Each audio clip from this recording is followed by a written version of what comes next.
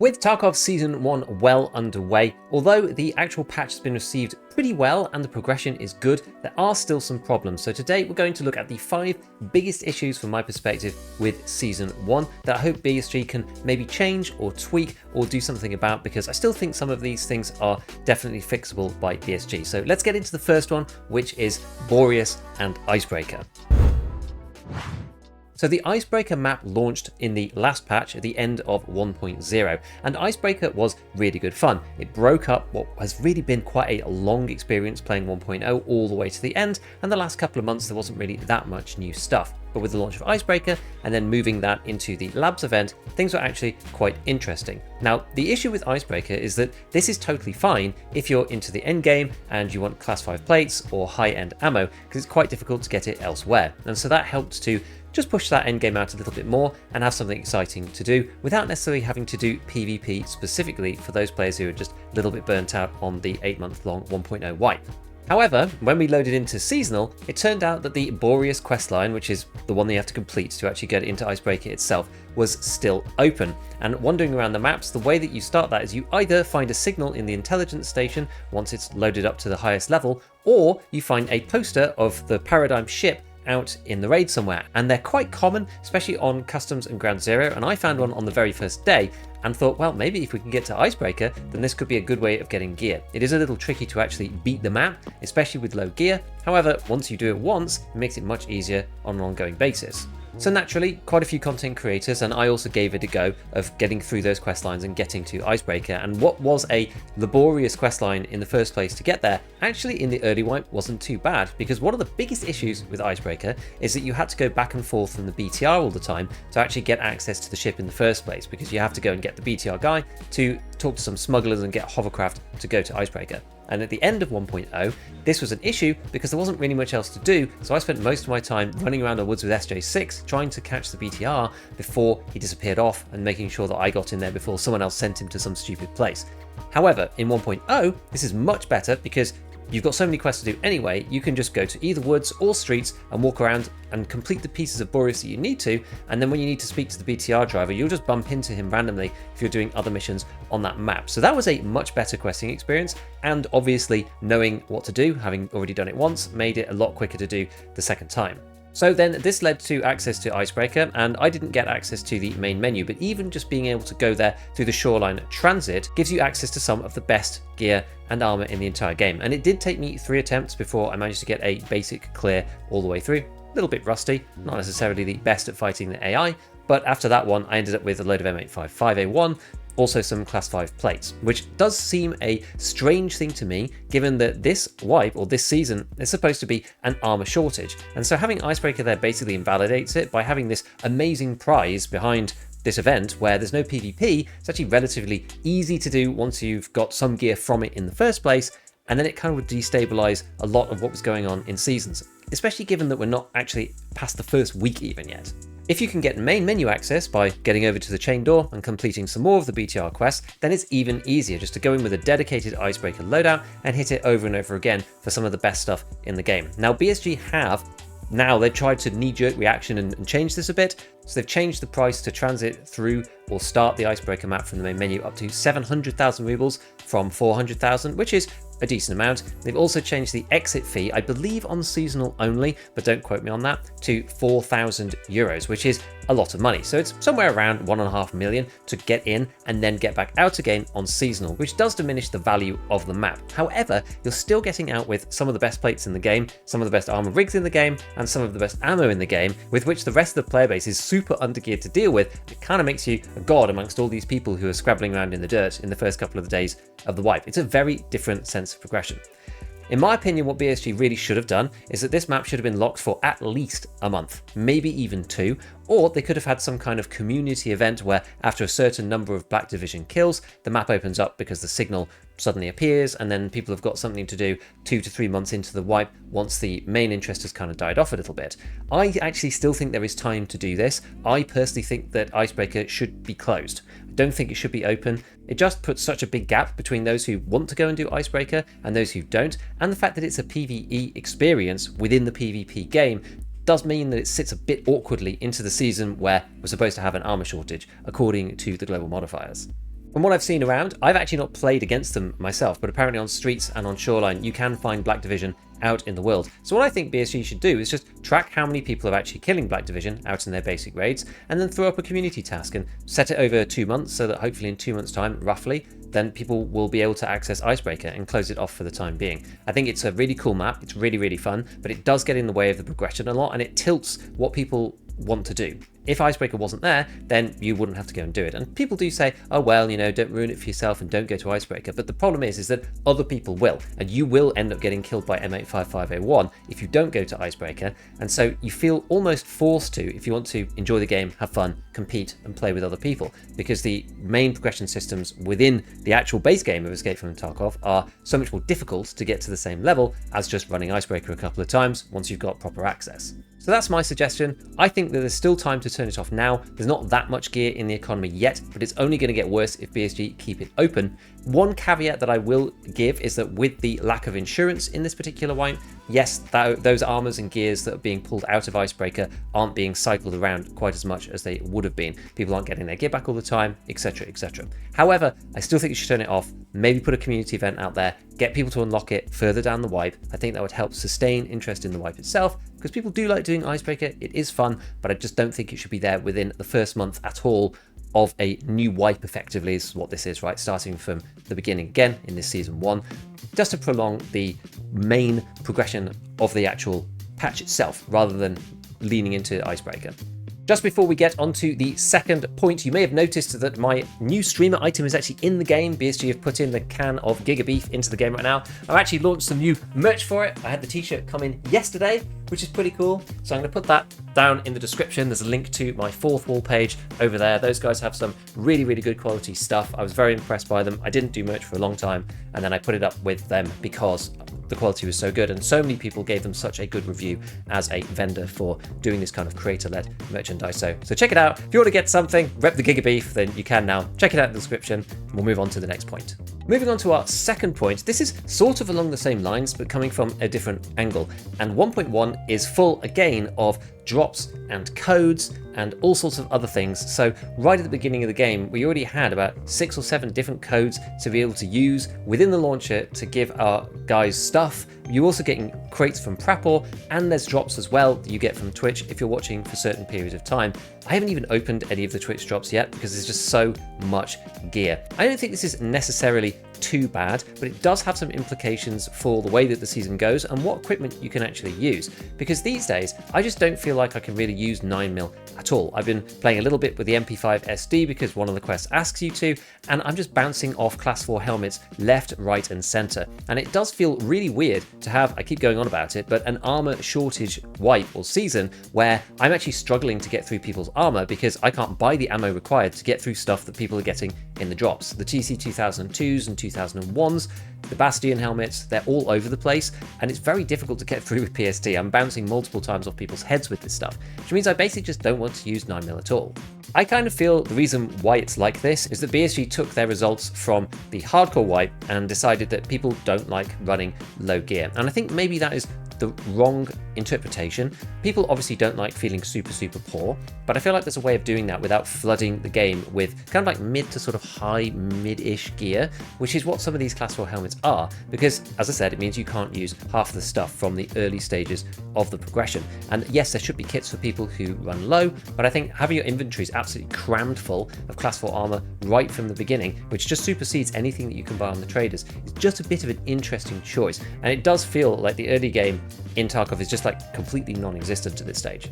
I remember back in 1.0 when we had drops for nearly a month, and I think Friendly Guy opened them all and he ended up making like 20 million rubles or something like that. And his argument was Tarkov is the least hardcore that it's ever been. And that's not necessarily a problem in and of itself, but I feel like some of these game systems are impacted by it, and it means that the actual weapons and ammo that you need to use ends up being a quite limited pool of stuff, which is just a little bit unfortunate. And I think that maybe these drops or whatever could be extended a little bit further out through the wipe, bit less right at the beginning, more focus on players who are having a more rough time. You know, if your survival rate is low, then giving those players more gear rather than giving tons of people class 4. Because right now it feels like we're playing the mid-wipe. Like everybody's just using the guns that they get given in the drops, no one's really having to build anything, and the trader progression is sort of not really that meaningful because you can't buy anything that's going to supersede the stuff you get in the crates. So I just think it's a bit of an odd way to start a particular wipe, but I know that it drives hype, and this is probably the reason why BSG are doing it, because people like coming onto Twitch and getting their drops and collecting their gear and going into raid. But I do think that maybe it's gone a little bit too far, and we kind of saw that with 1.0, and one of the reasons why the 1.0 wipe fizzled out so early on is because a lot of people just sort of got to the end, had tons of money, there wasn't really anything to push for. And we do have to remember that Tarkov is a game about the journey and not just about the destination. Once you're at the destination, Tarkov kind of loses its appeal, right? It's like the pathway, the struggle, the reason to play is that progress in the first place, and feel like you're making meaningful steps up in your progression.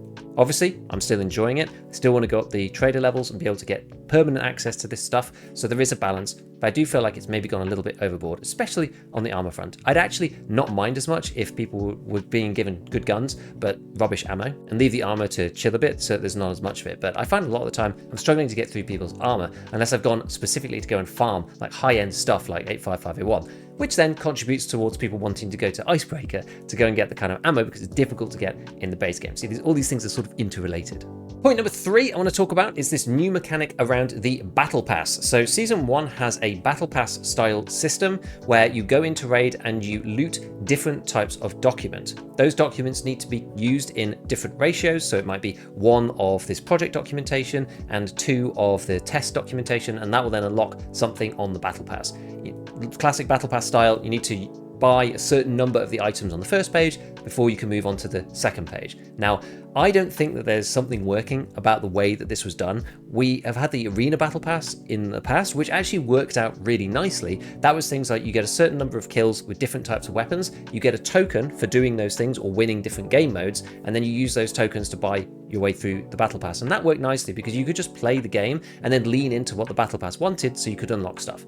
In this one, so far, I have played 80 PMC raids of this wipe already because I've been playing a lot over the last couple of days like I usually do, and I've so far unlocked 1 item.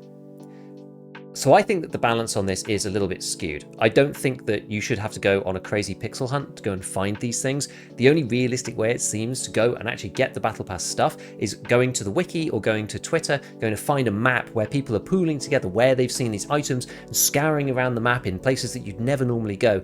I think that it should contribute towards regular gameplay rather than being something random that feels like an extra game that I have to play outside of what I'm playing already.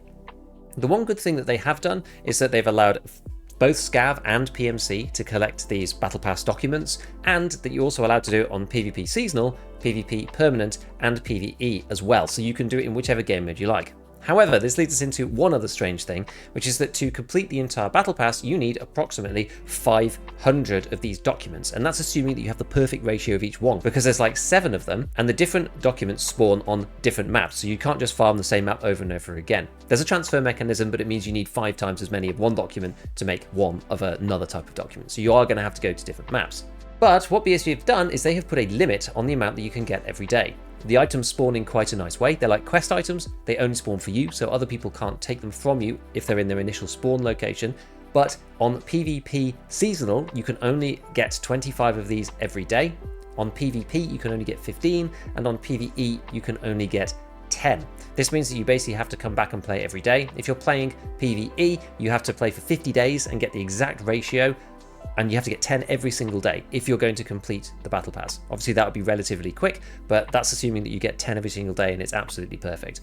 I don't really think there should be any limits, and I just think that the structure of this Battle Pass is a bit strange.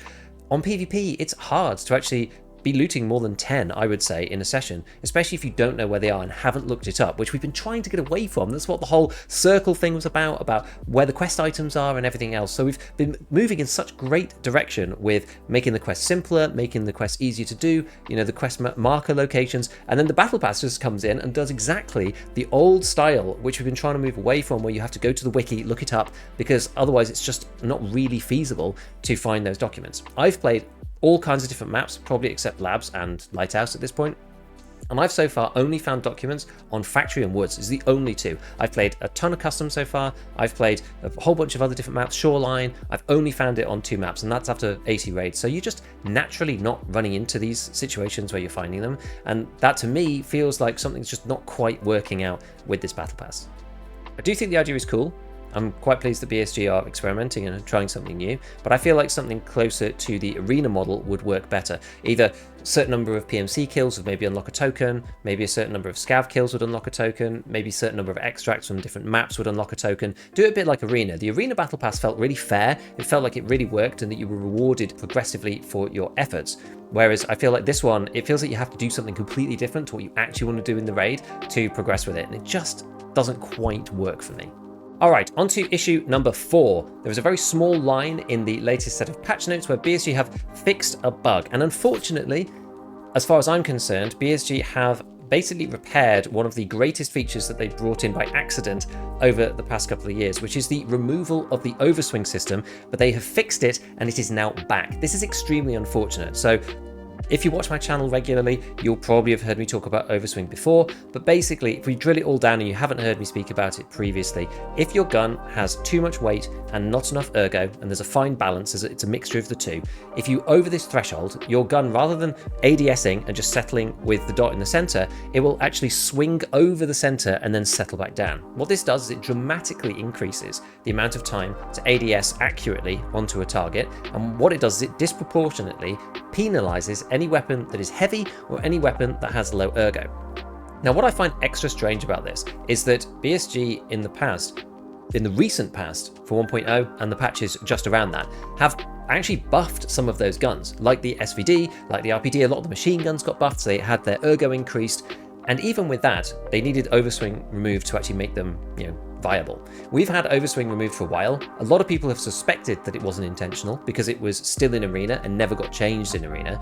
However, even with overswing removed from the game, those weapons were not OP. You hardly ever saw them even still. This is like the M60, the SVD, as I said, anything with a suppressor, hell, even the RSAS sometimes, depending on how you build it. A lot of these guns end up with overswing, and no one builds them like that. Nobody uses those guns, even when overswing was gone, because they're not meta anyway, they're just not that good. And so I really think that BSG should consider removing overswing completely, because it makes the gameplay experience better for everybody and increases the amount of gear that we can use within these raids. And one of the absolute best parts about the overswing bug was that ergonomics actually meant something proper. You could take the ergonomics from one gun and look at the ergonomics on another gun, and if they were same, they would have the same ADS speed between those two weapons. You're still punished for having low ergo, and theoretically they could just move the ergo on these weapons back down again. Remove 10 ergo from all the weapons that are heavy. I don't care, but removing overswing would actually allow them to at least be viable. Maybe they're not going to be meta, but at least they will be viable, whereas right now you just don't want to use them at all. It's impossible to use a suppressed SVD and have no overswing just because of the way the calculation works. You just can't mod it to make it work. Even if you use all of the other ergo components, the weight of the gun and the suppressor itself means that you actually just can't use it without overswing. And so nobody ever does. And as I said, people aren't using them anyway, or they weren't, back when overswing was already removed. So it feels like it's not necessary. So I would strongly, I'm going to go on a campaign about this probably, and try to get BSG to just remove overswing as a concept. I also think it would help in arena. It makes Enforcer feel really, really clunky. You've got weapons again like the RPD, where you've got all this overswing in arena. They just feel horrible to use. I think it would just make the user experience better. It would make the UI simpler and cleaner. It makes player choices more obvious, and it buffs weapons that won't get used otherwise, that aren't OP, with it gone. So there's my TED talk about overswing. They should get rid of it. The game was beautiful without it, and they should put it back the way it was. Point number 5 is going to be about arena. I was actually worried about arena previously when the season was first announced, because they said that arena was going to influence seasonal.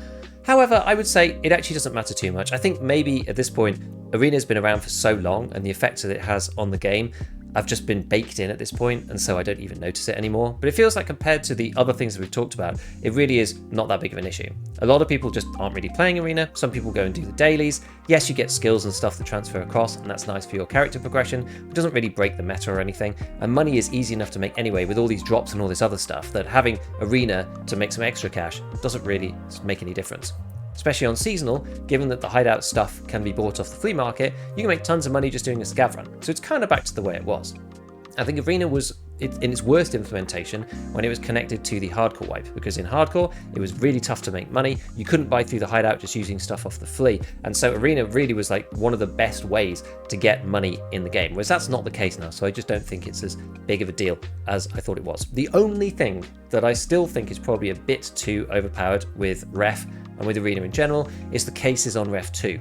When I'm looking now in my progression, there's not really that many easy or good or cheap ways to get cases, and by far the best way is to get GP coins over in arena and then use them to buy cases over on seasonal. That's probably what a lot of people will end up using their GP coins for, because it's so much easier than grinding up through all the levels and getting stuff. And space is at a huge premium, as always.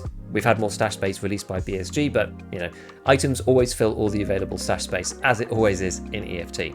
So I don't know, maybe they could move them up to a trader tier higher or something. I don't necessarily think they need to be more expensive, but I think just moving them up maybe to ref 3 would make a bit more sense. It means that people would then be more inclined to actually use the regular in-game progression rather than ref to speed run through organizing their stash. Have to live a little bit longer without using ref, because I have ref 2 already and it's only 3 or 4 days in. You need level 25, I think, and then you have to go through some of the missions after Skier 2 to complete him, and it doesn't really take very long in the grand scheme of things. So I don't know. I think of all of the issues, I think that ref is probably the least problematic one for seasonal because of all the other things. This is always the deal with Tarkov. All of the systems rely on every other system. If arena is the same now as it was in the hardcore wipe, well, that means that relatively speaking, it's hugely buffed in the hardcore wipe compared to now, which is why it's not as big of a problem, just because the other systems all link into each other. But yeah, so there you go. That's my thoughts on this wipe so far. I would say overall that it has been really good. I think that the server stability has been very decent for what is a full reset. And I think that some of the gunplay and the weapons and everything else are actually feeling really decent right now. So I don't want anybody to take this as me just complaining, because I think in general BSG are doing a really good job, and I actually think that Tarkov is in a good state after 1.0. BSG have done a decent job of cleaning it up, tidying it up. We've got so much quality of life now. We load into maps super quickly, which is just absolutely amazing. The search functionality is working brilliantly. It's so much better to play rather than sitting around waiting for hours for things to load.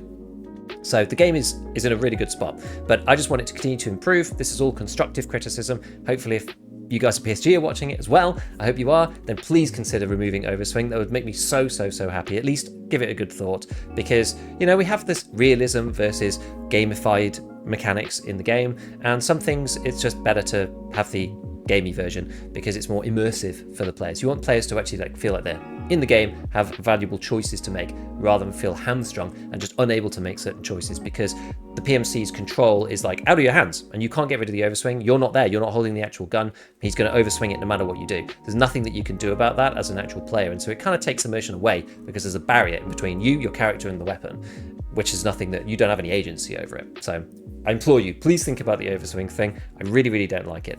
But anyway, as I said before, I do have my new merch out, so go and check that out. As always, a big shout out to all my patrons, and as usual, have fun in your raids.